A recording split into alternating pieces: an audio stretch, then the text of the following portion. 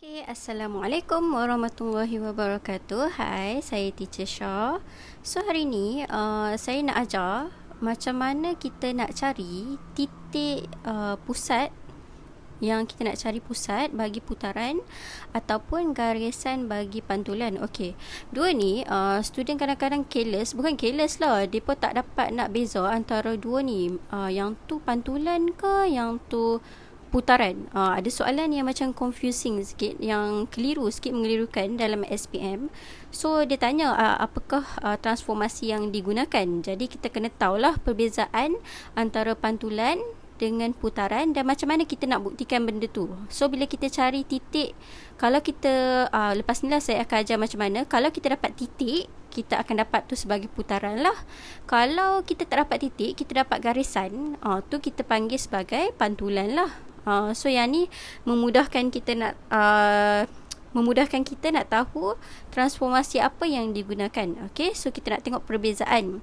Jadi dari sini first, saya just soalan yang ni adalah kita kena huraikan transformasi apa yang digunakan. So kalau contoh untuk putaran, kita kena masukkan maklumat apa untuk penerangan. Contoh kalau putaran, kita kena ada putaran mengikut arah jam 90 darjah, berpusatkan apa. Itu cara nak tulis untuk putaran. Kalau untuk pantulan dengan garisan apa, di garisan apa. Okay, so yang tu maklumat yang kena ada. Jadinya sekarang dari soalan ni kita nak terangkan transformasi apa yang digunakan. Jadi dekat sini kita tengok A, B, C, D, A, B, C, D. Okay, nampak So kat sini adalah objek, kat sini adalah image. Saya tulis dulu. Sini objek, sini image. So dari sini tak nampak lagi apa transformasi yang digunakan. Jadi macam mana kita nak cari titik ataupun garisan untuk tahu transformasi ni transformasi apa. Okey, cara dia sama, iaitu kita akan garis. Contoh kat sini A dengan A, B dengan B, C dengan C, D dengan D. Kita buat dua titik, kita dah boleh tahu itu adalah transformasi apa. Okay, so sekarang saya ambil titik A dengan A dululah. So dari sini A dengan A. Kamu boleh ambil je titik mana-mana pun, dua titik je. So first saya ambil titik A dulu untuk cari dia punya titik ataupun garisan lah. So macam mana kita nak buat? Kita ambil A, satu titik yang first ni, kita garis lebih daripada setengah. Macam ni. So you must kena ada kompas lah ni. So kat sini saya akan garis satu kat atas. Kalau tak nampak akak sebab saya memang kena guna pensel lah ni. And then satu kat bawah.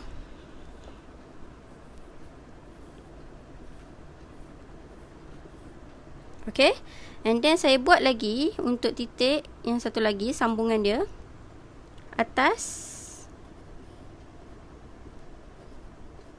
dengan bawah. Kena yang sama jangan tukar dia punya panjang tau. Sama yang macam atas tadi yang kita buat tu. Sekejap ni saya buat balik sebab tak kena. Saya kena bagi kena atas ni. Nampak tak ni? Dia ada pertemuan kat sini. Okay, so bawah pun saya garis. Saya check lagi sekali. Sini.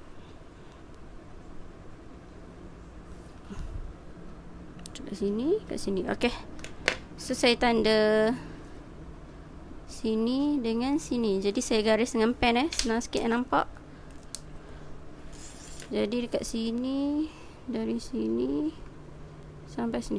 Ni you garis elok lah. I garis ni jauh sikit. Saya pun tak pasti nampak ke tak. Okey, lepas dah garis,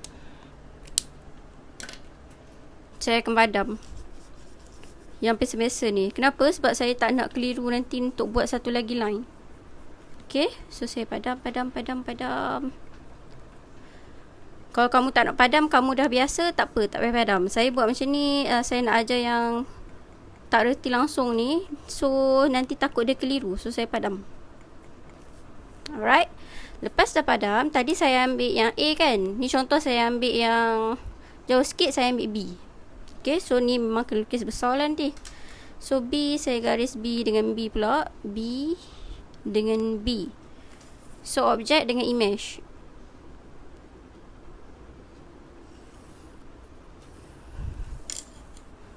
Okay, lepas saya garis, dan saya cari lagi garis perpendicular bisector dia lah, iaitu titik tengah dia, tengah garisan tengah yang membahagi dua. So syarat dia mesti lebih daripada separuh. Ni contoh ni tak lebih separuh, tak lebih separuh, so buat je lebih. Okay, saya ambil macam tu, lebih separuh So saya buat atas bawah macam tadi juga. So atas bawah,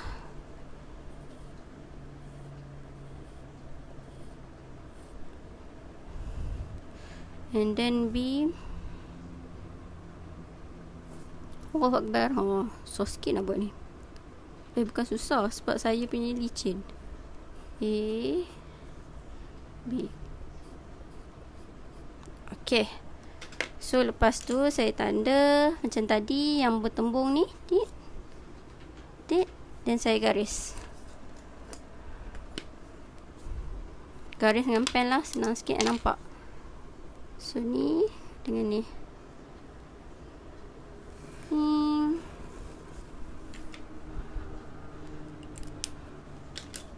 So saya padam lagi. Sorry lah kau begar. So saya padam. Ni just untuk cantik je, nampak kemas sikit. So lepas saya padam, nampak tak ada tempat pertembungan, iaitu dekat sini.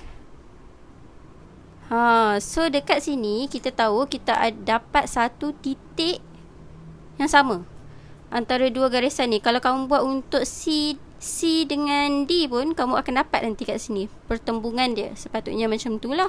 So kat sini titik dia adalah 02, sebab nilai 2 ni adalah di part CY. So nilai dia dekat Y lah, 02.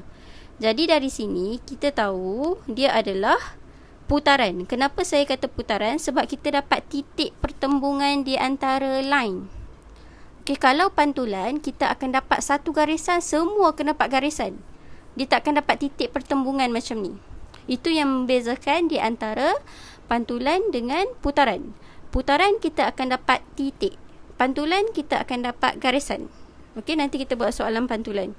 So dari sini kita nak tahu berapa darjah. Cara cepat dia, saya garis A dengan A. Contoh A dengan A. Ni objek, ni image kan.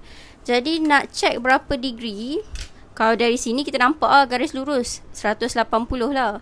Untuk double check, kalau kamu nak double check, kalau saya dah tak buat double check ni sebab dah nampak.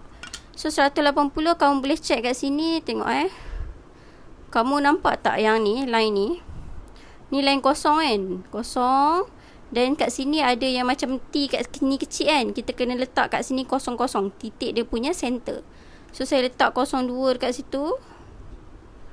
Nampak tak? Dia dapat, ni starting dia sini sampai 180.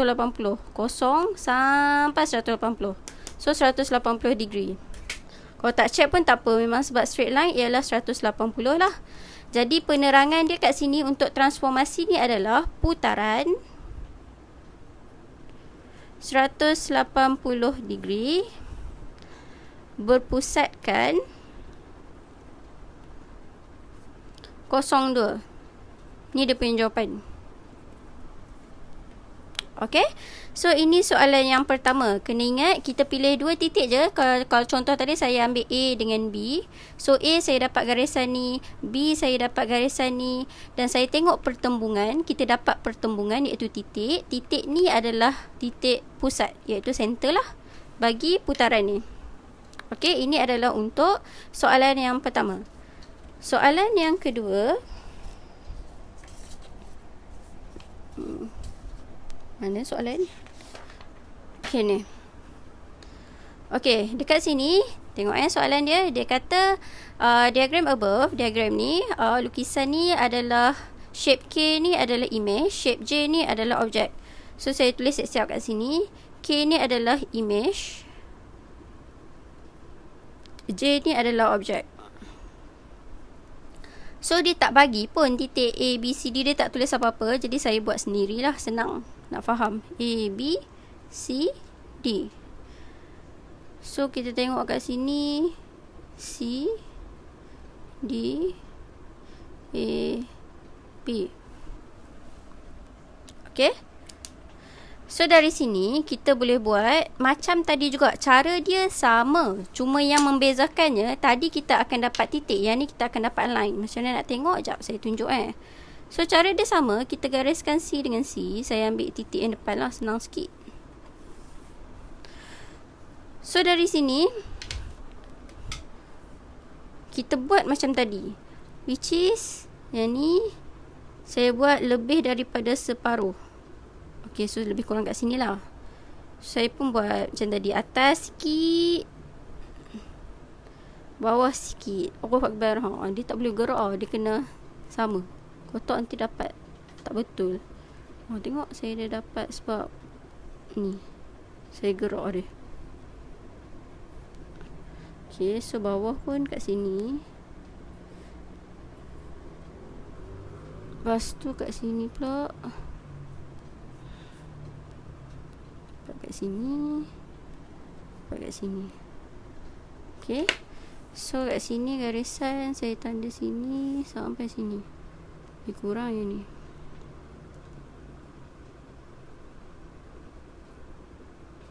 Ni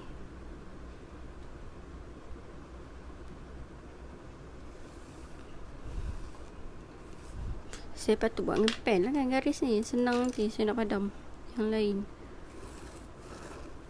Okay, so ni adalah garisan yang bahagi dua ni. And then saya padam supaya saya tak nak keliru. Saya nak buat untuk titik yang kedua, kita at least kena buat untuk 2 titik. So titik pertama saya pilih huruf C.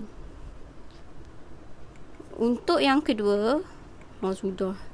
Saya buat dengan pen ke tadi? Tak kan? Cakap seseorang. Okay, so untuk D, saya pilih lagi satu titik D.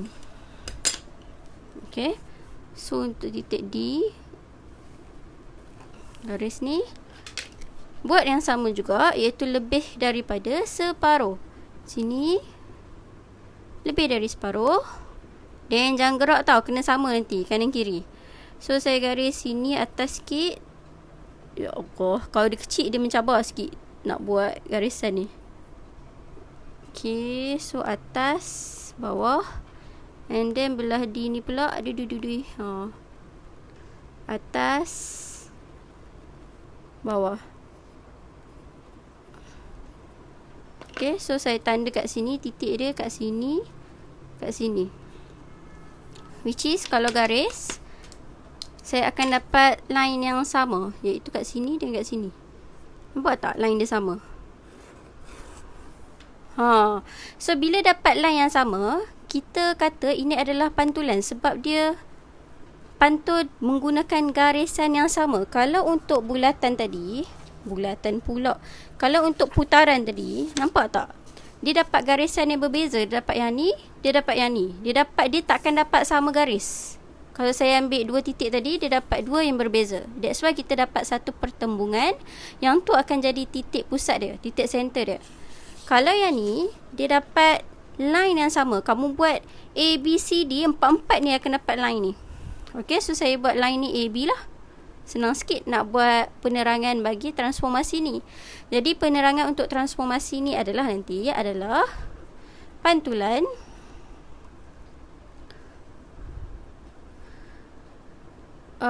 dengan garisan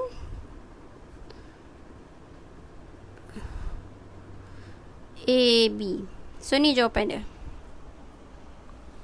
Okay, so ini soalan yang kedua. Okay, soalan last, iaitu soalan ketiga, adalah yang ni. So untuk soalan ni, macam tadi, step dia sama. Kita gariskan mana-mana titik, 2 titik. Lepas tu kita akan cari dia punya kita akan buat dia punya pembahagi tengah. Then kita boleh dapatlah sama ada titik titik pusat ataupun garisan untuk pantulan. Okay, memang sama cara dia. So ni saya ambil contoh A. Kamu boleh ambil je main titik. Saya ada bagi soalan ni dekat grup. So titik A saya buat separuh macam tadi. Cara dia lebih separuh. Ting. Okay, saya buat atas bawah. Atas bawah. And then kat sini atas bawah. Okay. So dari sini saya garis. So sepatutnya macam ni lah. Yang kat sini tau. Sini. Sini. So garis. Lebih kurang lah. Okay. So lepas garis saya akan padam. Supaya saya tak nak keliru bila buat satu lagi garisan. So ni titik pertama saya ambil titik A. So sekarang saya nak ambil titik. Sekejap. Saya padam dulu. Ting ting ting ting ting. Okay. So lepas dah padam, saya nak pilih lagi satu titik. Saya ambil titik D lah. Boleh ambil titik mana-mana sama je. So D saya ambil sini dengan sini. Alright, so dari titik D ni buat macam tadi juga. Lebih separuh. Aduh. Sini. Okay. So atas bawah.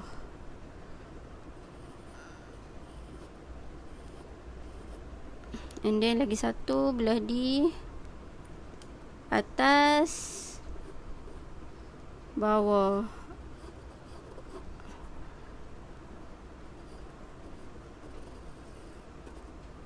So saya buat sekali lagi belah sini untuk check. Atas.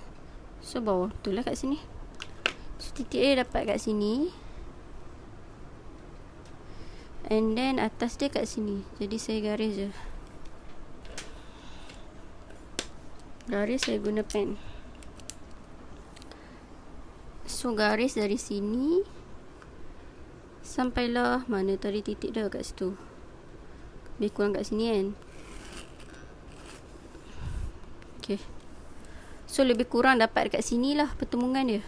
Lebih kurang Sebab maybe dia punya petak-petak ni dia terbesar sikit. Jadi sepatutnya saya rasa dapat kat sini. So dari sini nampak tak pertemuan dia. Dia dapat garisan yang bukan macam pantulan. Dia bukan dapat garisan ni yang sama. Kalau tadi pantulan kita akan dapat garisan ni sama. Saya ulang banyak kali sebab nak bagi kamu faham So tadi saya pilih titik ni dengan titik ni, dua-dua dapat garisan sama. Yang ni dapat garisan yang berlainan. Yang ni titik A yang ni, titik D yang ni. So dekat sini kita tahu kita akan dapat kat sini lah, iaitu putaran lah. Jadi untuk putaran, kita tengok kat sini. Saya ambil satu titik untuk tahu berapa degree dia bergerak. So contoh saya ambil titik A. Ni dia punya titik pusat kan. So saya garis guna color marker. So sini adalah titik dia, sini adalah main dia. Okay. And then ni adalah object image. Nampak tak? So ni adalah 90 degree ni. Itu A. Gerak ke sini. Sini objek. Sini adalah image. So dari sini kita boleh buat conclusion. Dia bergerak dari objek ke image. Iaitu mana tu ni?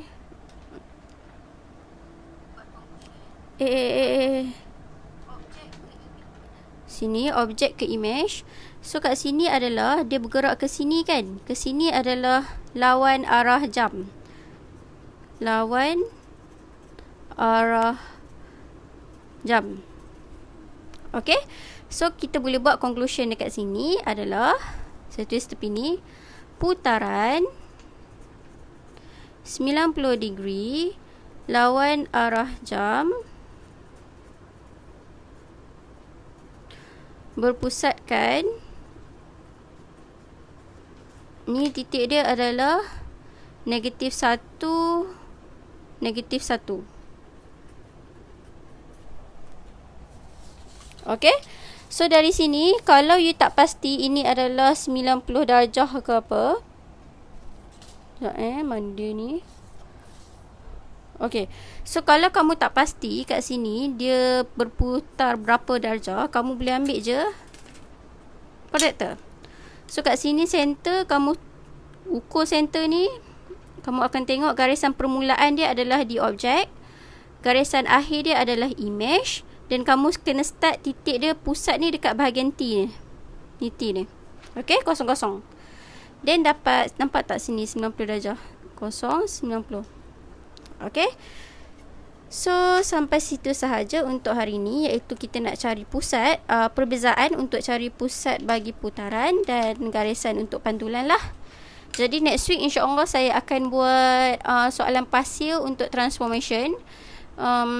And mungkin saya akan masuk macam mana kita nak lukis image kalau diberi objek untuk pantulan. Tengok nanti macam mana. Okay, so sampai situ sahaja.